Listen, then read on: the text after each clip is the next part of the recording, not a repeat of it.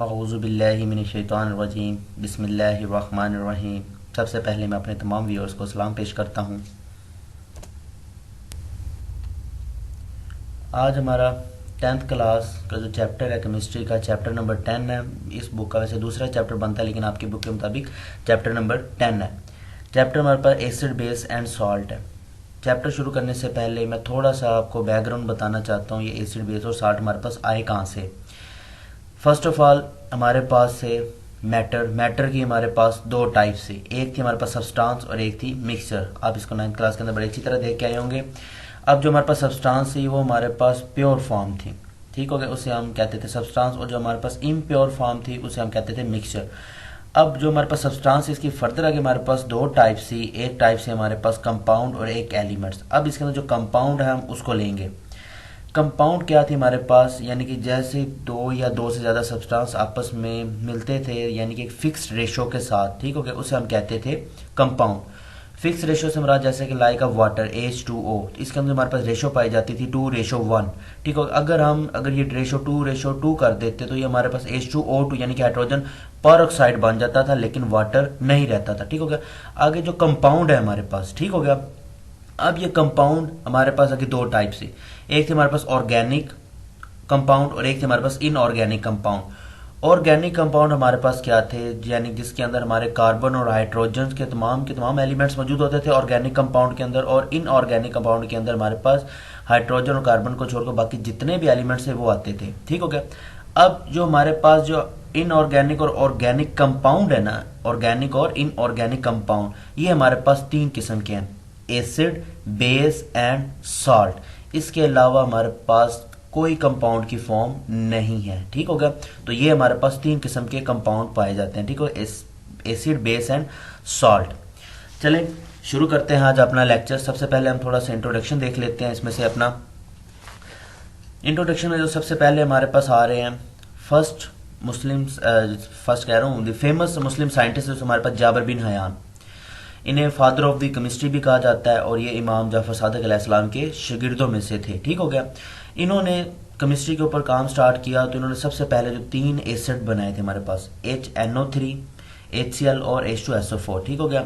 Sulphuric acid, hydrochloric acid और nitric acid, ठीक हो गया। ये इन्होंने तीन एसिड बनाए थे जिसकी वजह से बाद में इन्हें फादर ऑफ द केमिस्ट्री भी बुलाया जाता है, ठीक हो गया। आगे चलते हैं। आगे हमारे पास एक साइंटिस्ट थे लेवेजरे साहब, ठीक हो गया। अब इन्होंने 1787 में अपनी एक स्टेटमेंट दी एसिड के ऊपर। किसके ऊपर दी? एसिड के ऊपर। इन्होंने अपनी स्टेटमेंट दी जो आपको ब्लू कलर के अंदर नजर आ रहा है, named binary compound of oxygen such as carbon dioxide and sulphuric oxide, ठीक हो गया। इन्होंने कहा कि अब जो वर्ड है हमारे पास बाइनरी कंपाउंड, पहले हम इसको थोड़ा अंडरस्टैंड कर लेते हैं। बाइनरी कंपाउंड से मुराद यानी कि रिलेट होना किसका? ऑक्सीजन का किसी भी एलिमेंट के साथ, तो वो चीज़ हमारे पास क्या बना देती है? एसिड। जैसे कि उन्होंने एग्जांपल दी थी CO2 और SO2 की, ठीक हो गया। अब उन्होंने कहा कि अगर CO2 और ये SO2 या इनमें से जो भी हमने सोल्यूशन बनाते हैं और अगर इस सोल्यूशन को हम अगर वाटर के साथ डिजोल्व करते हैं या वाटर के अंदर हल करते हैं तो वो जो सोल्यूशन हमारे पास बनता है वो एसिडिक सोल्यूशन बनता है। इसके लिए बिल्कुल वैलिड एग्जांपल भी दी थी, जैसे कि पहली एग्जांपल हम देखते हैं कि जैसे SO2 को और अगर हम वाटर को आपस में डिजोल्व करते हैं, आपस में मिलाते हैं, तो हमारे पास के रिजल्टेंट जो हमारे पास एक यानी कि एसिड बनता है वो H2SO4 बनता है, यानी कि सल्फ्यूरिक एसिड, ठीक हो गया। अगर इसी तरह हम कार्बन डाइऑक्साइड को वाटर के साथ डिजोल्व करते हैं तो जो हमारे पास बनता है H2CO3 यानी कि कार्बोनिक एसिड बनता है हमारे पास, ठीक हो गया। तो ये इनकी अपनी स्टेटमेंट थी, अपने टाइम पे इनकी वैलिड रही थी। आगे चलते हुए फिर हमारे पास एक न्यू साइंटिस्ट आए 1850 में, सर हेनरी डेवी। सर इनका बाद में लक़ब मिला था, ठीक है। हेनरी डेवी जो थे हमारे पास, इन्होंने डिस्कवर किया और इन्होंने जो लेवेजरे साहब थे इनके ऊपर एक यानी कि बताया, फॉल्ट बताया। इन्होंने कहा था कि ऑक्सीजन जो है, ठीक हो गया, ये एक बाइनरी कंपाउंड है, लेकिन इन्होंने कहा कि अगर ऐसा है तो ये HCl के अंदर ऑक्सीजन क्यों नहीं है, ठीक हो गया। यानी कि इन्होंने, इनकी बात भी बिल्कुल ठीक थी, क्योंकि हाइड्रोक्लोरिक एसिड जो है हमारे पास, जो कि जाबिर बिन हयान ने बनाया था, एसिड था ये भी, इसके अंदर हमारे पास क्यों नहीं है ऑक्सीजन, ठीक हो गया। तब इन्होंने अपनी स्टेटमेंट दी कि हमारे पास जो हाइड्रोजन का है, हाइड्रोजन मेन है, किसी भी एसिड के अंदर हमारे पास हाइड्रोजन का होना बहुत जरूरी है, ठीक हो गया। ये इन्होंने अपनी इस स्टेटमेंट से प्रूफ भी किया, ठीक हो गया। क्योंकि केमिस्ट्री के अंदर जब भी कोई साइंटिस्ट अपनी कोई थ्योरी देता है या अपनी कोई स्टेटमेंट देता है तो उसे साथ प्रूफ भी करना पड़ता है। तो इसी तरह सर हेम्फ्री डेवी ने इस चीज़ को प्रूफ भी किया, ठीक हो गया। तो ये आगे चलते हैं इसको थोड़ा सा लेके। सबसे पहले जो हमारे पास वर्ड एसिड है, ये लैटिन वर्ड है जिसका एसिडस है। इसका मीनिंग क्या है हमारे पास? सोर। सोर कहते हैं तुष जायके को, लाइका लेमन जूस, ठीक हो गया। और जब सबसे पहले जिस एसिड का ह्यूमंस को पता चला या इन्होंने जो यूज किया वो था एस्टिक एसिड, ठीक हो गया। क्या था? एस्टिक एसिड था। और ये हमारे पास किसके अंदर था? वेनिगर। वेनिगर यानी कि सिरका, सिरके के अंदर इन्होंने सबसे पहले एसिड को यानी कि जो ह्यूमंस हैं इनको इसके बारे में पता चला था, ठीक हो गया। आगे चलते हैं। आगे हम बात कर लेते हैं थोड़ी सी बेस के ऊपर।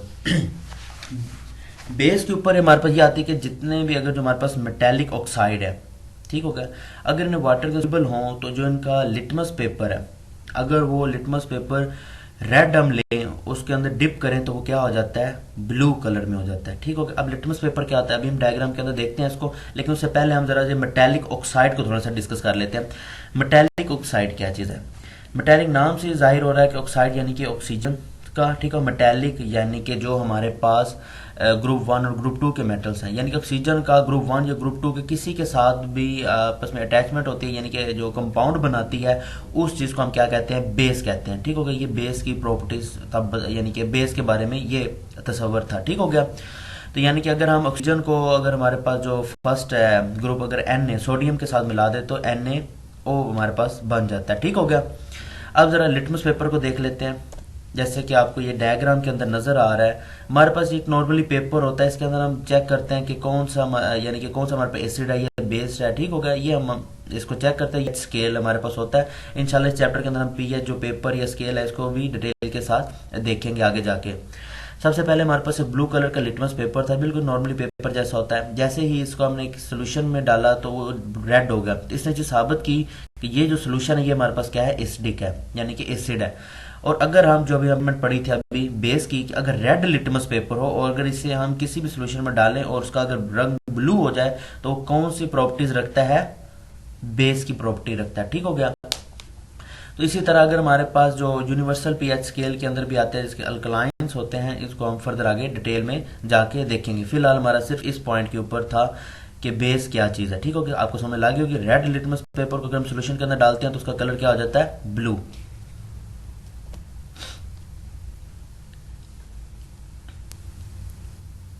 आगे हम थोड़ी सी बात करते हैं ह्यूमंस के ऊपर।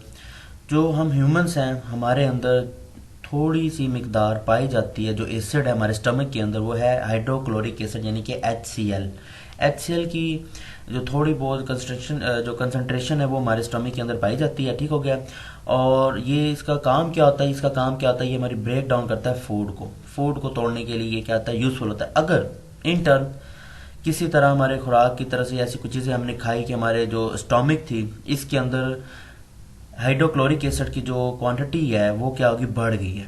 अगर इसकी क्वांटिटी बढ़ जाएगी तो क्या होगा? एसिडिटी हो जाएगी। एसिडिटी यानी कि अक्सर कहता है क्या था यार हमारे स्टमक के अंदर जलन फील हो रही है, हमें जैसा लग रहा है जैसे कोई आग वगैरह लगी है, गर्माहट फील हो रही है, तो ये एसिडिटी की अलामत है। इसकी वजह क्या बनती है? हमारे पास जो हाइड्रोक्लोरिक एसिड है इसकी मिकदार क्या हो जाती है? नॉर्मल से ज्यादा हो जाती है, ठीक हो गया।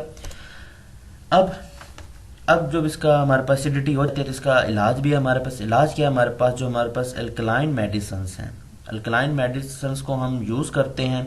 यूज़ करने के नतीजे में क्या हो जाता है? ये एसिड की टर्म को न्यूट्रलाइज कर देता है, यानी कि न्यूट्रल कर देता है, और उसके नतीजे में हमारे पास क्या बना देता है? साल्ट बना देता है। एक इक्वेशन इसको अंडरस्टैंड करते हैं। जैसे कि HCl था हमारे पास, ठीक है, हाइड्रोक्लोरिक एसिड, NaO है जो हमारे पास एक अल्कलाइन मेडिसिन है। जैसे ही हम दोनों को यानी कि मेडिसिन लेते हैं तो उसने नॉर्मली क्या किया? ये HCl के जो असर था इसको खत्म कर दिया, नतीजे में हमारे पास क्या बना दिया? सॉल्ट और वाटर को, ठीक हो गया। इस चीज को ये न्यूट्रलाइजेशन को ये हम इंशाल्लाह आगे जाके चैप्टर के अंदर इसी चैप्टर के अंदर डिटेल से इस चीज को देखेंगे, ठीक हो गया।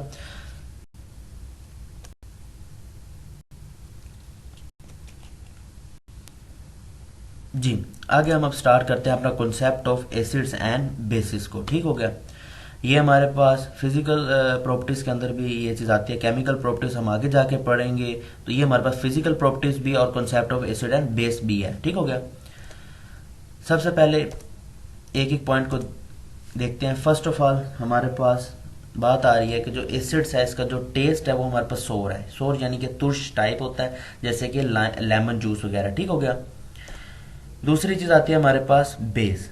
बेस का जायका थोड़ा सा बिटर टेस्ट होता है, बिटर लाइक का कड़वा कड़वा टेस्ट होता है इसके हमारे पास। ठीक हो गया, और इसको अगर हम इसे फील करना चाहें तो इसे पकड़ेंगे तो ये हमें बड़ा स्लिपरी टाइप से फिसलने वाला जैसी चीज होती है वैसे फील होता है। इसकी सबसे बड़ी हमारे पास एग्जाम्पल है सोप की। ठीक हो गया, साबुन की। आगे चलते हैं, अभी हमने ऊपर डायग्राम के अंदर भी देखा था कि एसिड जो रहता है ये हमारे पास क्या करता है, नीले लिटमस पेपर को क्या कर देता है, रेड कर देता है। ठीक हो गया, और जो बेस है इसके मुकाबले में ये हमारे रेड लिटमस पेपर को क्या कर देती है, ब्लू कर देती है। ठीक हो गया, आगे हमारा पॉइंट है there is a corrosive in concentrated form. अब कोरेसिव को हम थोड़ा सा देख लेते हैं। कोरेसिव कहते हैं जिसको गालना। ठीक हो गया, यानी कि अब अगर एसिड को हम अगर अपनी बॉडी के ऊपर फेंकते हैं तो कि जिससे हमारी बॉडी गलना शुरू हो जाती है, हमारी वो जलन भी फील होती है और हमारा वो पूरा पार्ट जल भी जाता है। ठीक हो गया, वैसे ही पार्ट होता है। ठीक है, अब ये कंसंट्रेटेड फॉर्म लिखी है हमारे पास, ये दो किस्म की एक होती है फॉर्म, एक होती है डाइल्यूट और एक होती है कंसंट्रेटेड।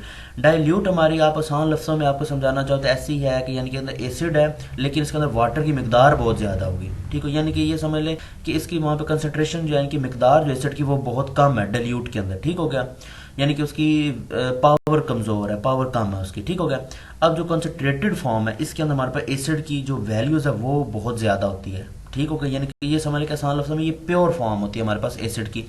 और अगर हम ये कोरेसिव होती हैं इंक्रीड फॉर्म के अंदर हो तब ये क्या होती है, कोरेसिव होती है, यानी कि किसी भी जगह पे हम डालेंगे वो चीज गलना सड़ना शुरू हो जाती है। ठीक हो गया, आगे बेस के ऊपर हमारे पास ये नॉन कोरेसिव होते हैं, लेकिन NaO है यानी कि सोडियम हाइड्रोक्साइड और पोटाशियम हाइड्रोक्साइड जो हमारे पास बेस है इन दोनों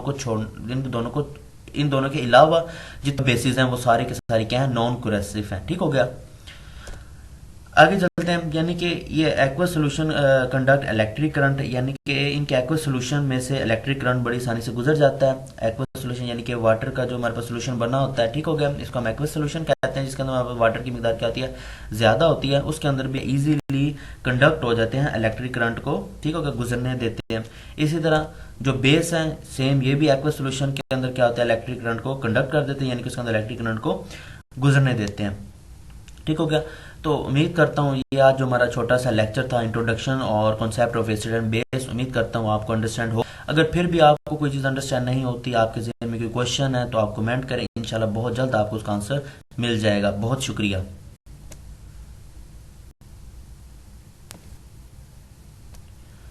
वीडियो अच्छी लगी है, लेक्चर की समझ भी आ रही है तो लाइक करें, कमेंट करें, और अगर अभी तक आपने मेरा चैनल सब्सक्राइब नहीं किया मिनी यूनिट उसको भी सब्सक्राइब करें और साथ लगे छोटे से बेल आइकन को प्रेस करें ताकि हमारी हर आने वाली वीडियो या लेक्चर आप तक पहले पहुंच सके। बहुत शुक्रिया, इंशाल्लाह मुलाकात होती है नेक्स्ट लेक्चर में, तब तक के लिए अल्लाह हाफिज़।